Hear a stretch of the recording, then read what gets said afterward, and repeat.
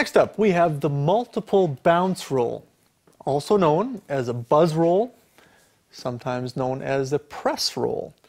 Now, the multiple bounce roll is a roll that doesn't really have any specific amount of beats or bounces, hence the term multiple. Multiple bounce means many, more than one, obviously, but we don't really know. It really depends on how hard and how powerful you play this roll. So the way to develop the multiple bounce roll, also known as buzz roll, is to make sure that you're holding the stick properly, because you need to get the proper amount of rebound off the snare drum, is with this one, as opposed to a single stroke being just one and a double stroke being just two, is we want to get the stick used to doing this. Watch this.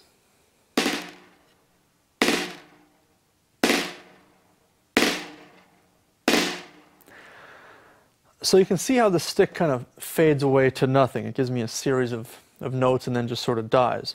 Now if I get each hand doing that, watch this.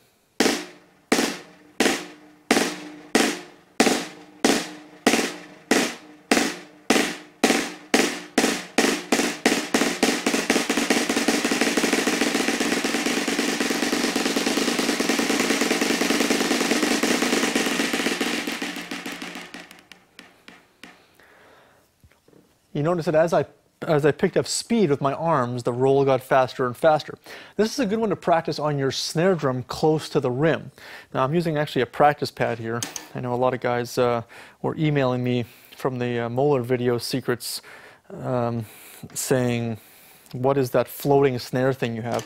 Well, it's actually a practice pad that sits on top of an existing snare, so you're actually hearing the buzz of the snare from the actual snare drum, and on top you're getting a quieter sound, just a quiet tone practice pad by Sabian.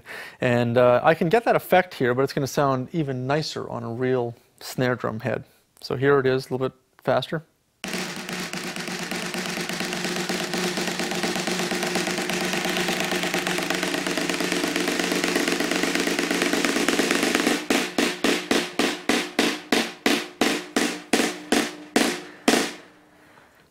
I mean, that's the effect you want to get. This one is a little bit tricky at first, because if you're too loose, this is what's going to happen. If you're too tight, it's just going to choke. So you got to find that happy medium in your hand to try to get the multiple bounce. Notice I'm kind of coming down from the arm, not so much the wrist. The wrist might give me too much power. I might just choke it. Especially when you're learning this. I mean, it's a good concept to use later on once you have the roll down. But for now, I'm almost just bringing everything down from the elbow. The stick is kind of an extension of my arm coming down. So you want to train yourself to just do that first. If you're too tight, once again, watch your grip. It's just going to choke. If your stick's too far back, it's really going to be hard to play this. If your stick's too far forward, you'll get no rebound whatsoever. So just practice trying to get that sound first. And then what I do once I get that down is I simply have my arms just act as a single stroke arm motion, and as opposed to going every time I strike the drum, I've got that buzz in there. As I get faster, it starts to smooth out a little bit.